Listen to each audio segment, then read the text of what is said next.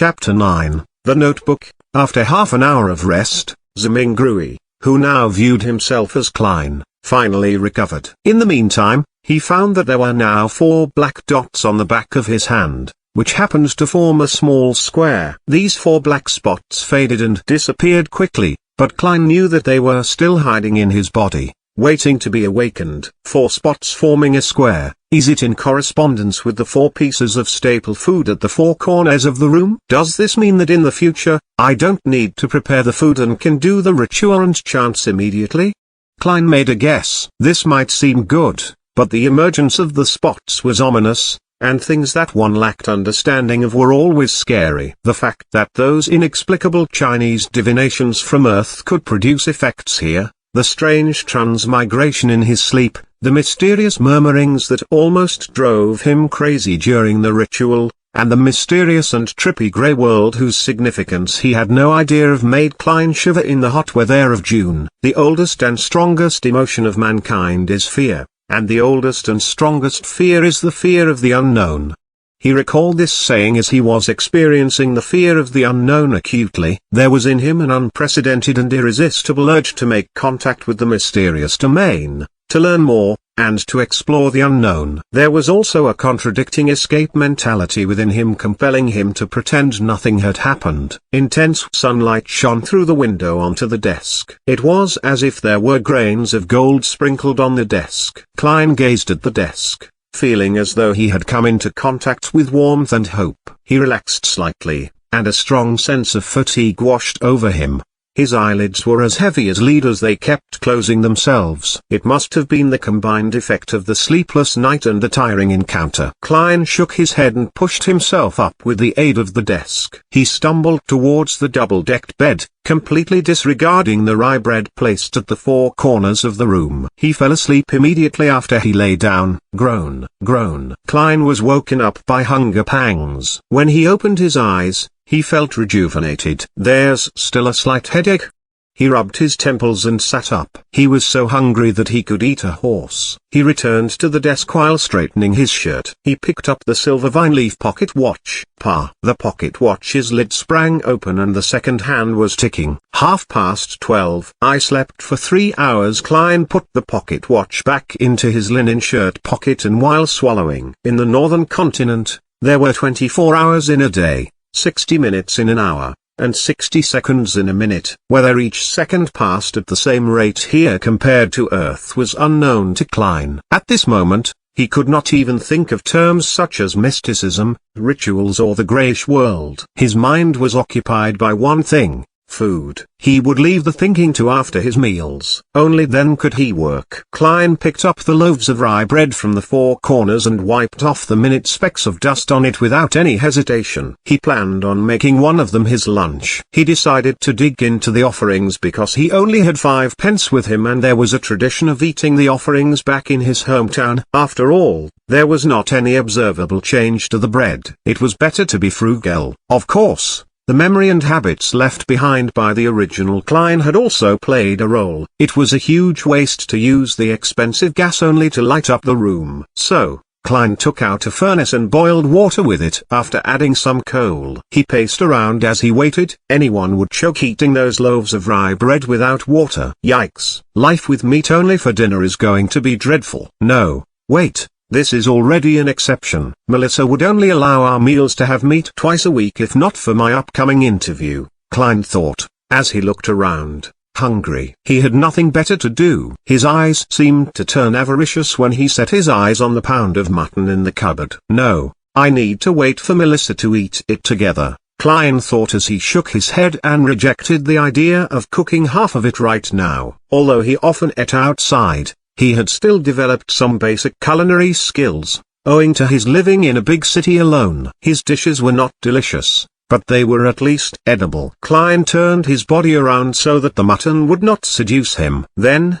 he suddenly realized that he had also bought peas and potatoes in the morning. Potatoes. Klein immediately had an idea. He quickly turned back to the cupboard and took out 2 potatoes from a tiny pile of them. He first cleaned the potatoes in the public bathroom and then added them into a pot so they were boiled together with the water. After a while, he sprinkled into the water some yellow coarse salt from the spices container he found inside the cupboard. He waited patiently for a few minutes before lifting the pot and pouring the soup into a few cups and a bowl. He took out the potatoes with a fork and placed them on the desk at the end. He blew at the potato as he peeled it bit by bit.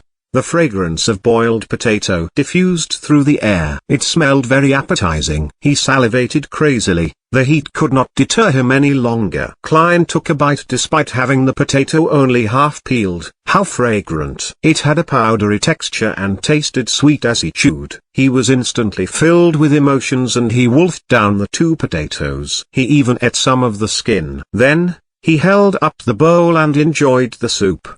The pinch of salt in water proved to be thirst-quenching. I really enjoyed eating potatoes this way when I was young, a filled Klein exclaimed in his head. Meanwhile, he tore off a small piece of bread and dipped it into the soup to eat it softened. Perhaps the ritual was too tiring. Klein ate 2 loaves of bread which amounted to a whole pound. Klein felt he was finally rejuvenated. He enjoyed the joy of life after he drank the soup before tidying up. Then, he took in the lustrous sunshine happily. He sat back at the desk and began planning. I can't escape. I must think of a way to come into contact with mysticism and become a bonder as mentioned by Justice and the Hanged Man. I need to overcome the fear of the unknown. The only way now is to wait for the next gathering. I need to try listen for the formula of the spectator potion or other things related to mysticism. There are 4 more days before Monday. Before that, I need to first figure out the problem with Klein. Why did he commit suicide? What happened to him? Unable to transmigrate back and wash his hands of everything, Klein picked up the notebook that lay on the table. He wanted to find hints that could help him regain his lost memory fragments. The original Klein obviously had the habit of taking notes. He also liked to write diaries. Klein was fully aware that the cabinet that supported the desk on the right stored a whole stack of completed notebooks. The book he had began on the 10th of May. Matters regarding his school and mentor, as well as content pertaining to knowledge were at the beginning. 12th May, Mr. Azik mentioned that the common language used by the Bulim Empire in the southern continent also developed from ancient Fasak, a branch of Jotun. Why is this so? Does this mean that every sentient living being once spoke the same language? No, there has to be a mistake. According to the revelation of Evernite and the Book of Storms, giants were not the only hegemons of the world in primordial times. There were also elves, mutants, and dragons. Anyways, these are just myths and fantasies. 16th May. Senior Associate Professor Cohen and Mr. Azik discussed the inevitability of the Age of Steam. Mr. Azik opined that it was just a coincidence because if it wasn't for Emperor Roselle, the northern continent would still be wielding swords like the southern continent. Mentor argued that Mr. Azik had placed too much emphasis on the contribution of an individual. He believes that with progress, even if there wasn't an Emperor Roselle, there would be an Emperor Robert. Therefore, the Age of Steam might come late, but eventually come nevertheless. I found little meaning in their discussion. I prefer discovering new things and unraveling the hidden past. Perhaps I am more suited to study archaeology than history. 29th May. Welch found me and told me that he had acquired a notebook from the Fourth Epoch. Oh my goddess, a notebook from the Fourth Epoch. He didn't want to ask the archaeology department's students for help, so he came to Naya and me to help him decode the contents. How can I refuse? Of course, I can only do it after my graduation defense. I can't afford diverting my attention at this stage. This caught Klein's attention. Compared to the notes about history and viewpoint disagreements, the appearance of a notebook from the Fourth Epoch might have led to Klein's suicide. The Fourth Epoch was the epoch before the present Iron Age. Its history was mysterious and incomplete due to the fact that very few tombs, ancient cities, and records had been found. Archaeologists and historians could only refer to the ambiguous records provided by the 7 major churches that centered around their religious teachings to roughly form the original picture. They knew the existence of the Solomon Empire, the Tudor dynasty, and the Trunsoist Empire. Having set his sights on solving the mystery and restoring history, Klein didn't have much interest in the first 3 eras, whose roots were closer to legends. He was more interested in the Fourth Epoch, also known as the Age of the Gods. so Klein was concerned for his future career and thus focused on the interview. But it was all futile. Klein could not resist exclaiming. Universities were still very scarce and the majority of students were either from noble or wealthy families. As long as he did not have an extreme mindset, a commoner who had been admitted into university would have been able to build precious social connections through group discussions and networking events despite the prejudice and exclusion from the entrenched social circles. The very generous Welch McGovern was an example. He was the son of a banker from Constant City, Mid-Seasia, Lone Kingdom. He was used to asking Nye and Klein for help because they were always in the same group for work. Without thinking further, Klein continued reading the notebook. 18th June. I have graduated. Farewell, Coy University. 19th June. I have seen the notebook. By comparing sentence structures and root words, I discovered that it is a modified form of ancient Faesak. More precisely, over the course of its 1,000-year history, the Faesak language had changed constantly, a little at a time.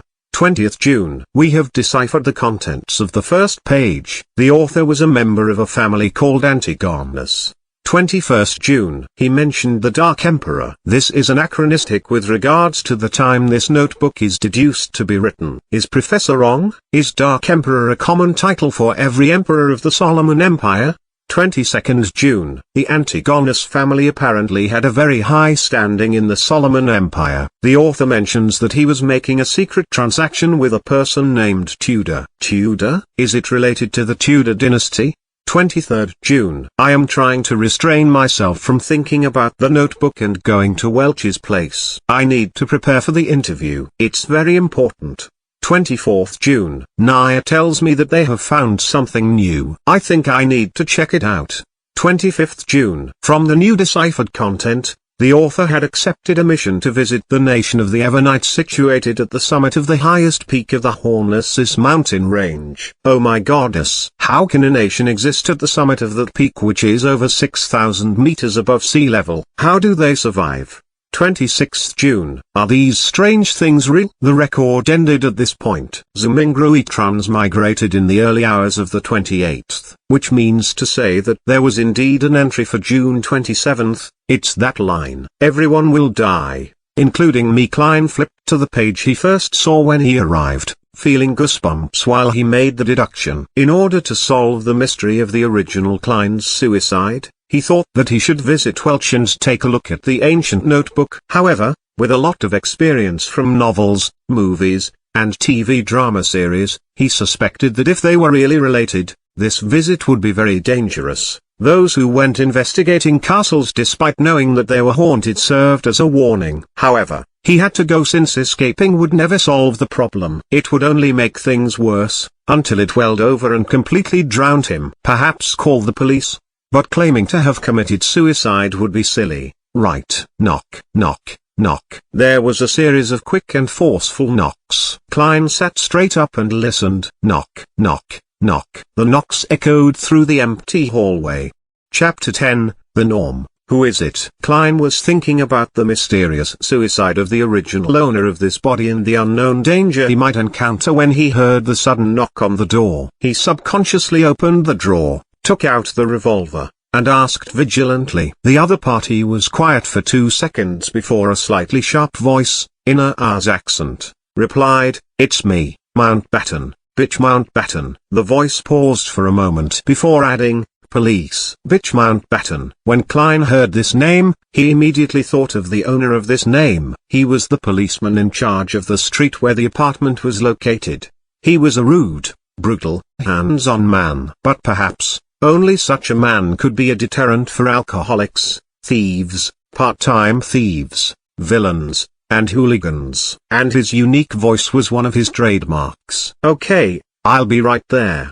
Klein responded loudly. He had planned to put the revolver back into the drawer, but thinking that he had no idea why the police was outside and that they might search the room or do other things, he cautiously ran to the stove where the flames had already been extinguished and put the revolver in it. Then he picked up the coal basket, shook a few pieces into the stove, covered the gun, and finally placed the kettle over the stove to conceal everything. After doing all of that, he tidied up his clothes and quickly approached the door and murmured, "Sorry, I just had a nap. Outside the door stood 4 policemen in black and white checkered uniforms with peak caps. Bitch Mountbatten, the one with the brown beard, coughed and said to Klein, "These 3 inspectors have something to ask you." "Inspectors?" Klein looked at the shoulder badges of the other 3 reflexively and found that 2 of them had 3 silver hexagons and 1 had 2, both of which looked superior to Bitch Mountbatten, who had only 3 chevrons. As a history student, Klein did little to no research into the ranks of police epaulets, except that Bitch Mountbatten often boasted of being a senior sergeant. "So these 3 are inspectors?" Influenced by conversations with Benson, Welch, and his classmates, Klein had the common sense to make way and point into the room. "Please come in. How might I help you?" The leader of the 3 inspectors was a middle-aged man with sharp eyes. He seemed to be able to read the mind of a person and make them fearful. His eyes were wrinkled, and the edge of his hat revealed light brown hair. He looked around the room and asked in a deep voice, "Do you know Welch McGovern?" "What's wrong with him?" Klein quivered and blurted back, "I'm the one asking the questions." The dignified middle-aged police inspector had a stern look in his eyes. The inspector next to him, also wearing 3 silver hexagons, looked at Klein and smiled gently. "Don't be nervous. It's just a routine questioning." This policeman was in his 30s, with a straight nose and grey eyes that, like a lake in an ancient forest that no one visited, gave him an indescribable sense of depth. Klein took a breath and organized his words. "If you mean Welch McGovern, the graduate of Coy University from Constant, then I'm sure I know him. We are classmates with the same mentor, Senior Associate Professor Quentin Cohen." In the Lone Kingdom, professor was not only a professional title, but also a position. Just like the combination of professors and department deans on Earth. That meant there could only be 1 professor in a university's department. If an associate professor wanted to become professor, they had to wait for their superior to retire, or force out their superior with their abilities. As talents needed to be retained, the kingdom's Higher Education Commission had added senior associate professors in the 3-level system of lecturers, associate professors and professors after years of observation. This title was given to anyone with high academic achievements or with enough seniority but did not make it to the position of professor. At this point, Klein looked into the eyes of the middle-aged police inspector and thought for a second. "To be honest, our relationship is quite good. During this period, I met with him and Naya frequently to interpret and discuss the Fourth Epoch notebook that belonged to him." "Inspectors, did something happen to him?" Instead of answering, the middle-aged police inspector looked sideways at his grey-eyed colleague. The inspector with the peak cap and ordinary looks replied mildly, "I'm sorry, Mr. Welch has passed away." "What?" Despite having some hunches, Klein could not help but shout out in astonishment. "Welch died just like the original owner of this body? That is a little scary." "What about Naya?" Klein questioned hurriedly. "Miss Naya passed away too," the grey-eyed police inspector said quite calmly. "Both of them died in Mr. Welch's house." "Killed?" Klein had a vague guess. "Perhaps it was suicide." The grey-eyed inspector shook his head. "No. The scene suggests that they committed suicide. Mr. Welch hit the wall with his head many times, covering the wall with blood. Miss Naya drowned herself in a basin." "Yes, the kind used to wash your face." "That's impossible." Klein's hairs stood on their ends as he seemed capable of imagining the strange scene. A girl kneeling on a chair and burying her face into a basin filled with water. Her soft brown hair swaying in the wind, but her entire person remaining motionless. Welch falling to the ground and staring at the ceiling intently, his forehead in a complete blood-mangled mess, while the traces of the impact on the wall were evident there was dripping of blood. The grey-eyed inspector continued, "We believe so too, but the autopsy results and the situation at the scene exclude factors such as drugs and external forces. They, being Mr. Welch and Miss Naya, showed no signs of struggling." Before Klein could speak again, he stepped into the room and asked, pretending to be casual, "When was the last time you saw Mr. Welch or Miss Naya?" As he spoke, he gestured with his eyes to his colleague with 2 silver hexagons. He was a young police inspector and looked about the same age as Klein, with black sideburns and green pupils.